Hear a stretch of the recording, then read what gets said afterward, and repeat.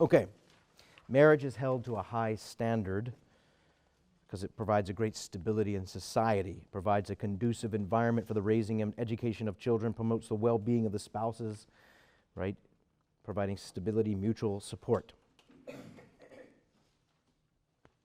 So what is marriage? Marriage is this. The church teaches that marriage is one man and one woman, a covenant, an unbreakable promise, a partnership of the whole of life, ordered to the well-being of the spouses, ordered to the procreation and upbringing of children, a sacrament between baptized persons that is permanent and exclusive.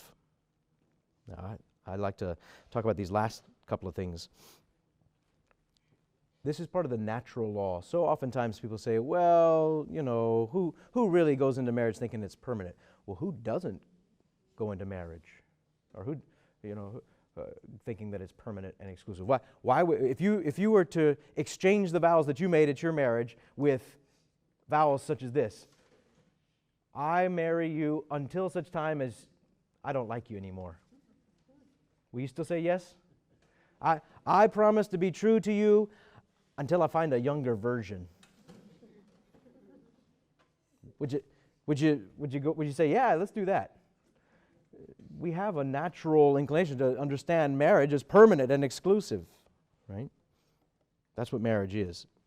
Now, interestingly enough, there are enough people out there that they may even say that out loud, but behind their backs they have their fingers crossed. No, I don't really mean that. And we'll get into that. What is it that makes marriage? For us, consent makes marriage. Right? Promise, vow. I do, I will. This is what makes marriage. That's the covenant that you're making, right? You're agreeing to. If consent is lacking or if consent is defective, there is no marriage. Consent has to be a free act of the will, not forced, right? Somebody has a gun to your head and says, say I do or I'll shoot you. All right, that's not a very human act, is it?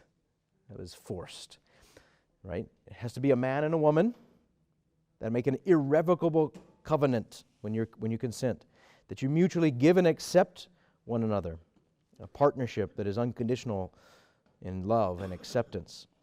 And your purpose is establishing a family, a community of love, open to children, right? This is what makes marriage. Consent makes marriage. Now, if consent makes marriage, and we know what marriage is, well, then we can say, well, that marriage, that particular union, that relationship didn't arrive at that level for one reason or another. Okay?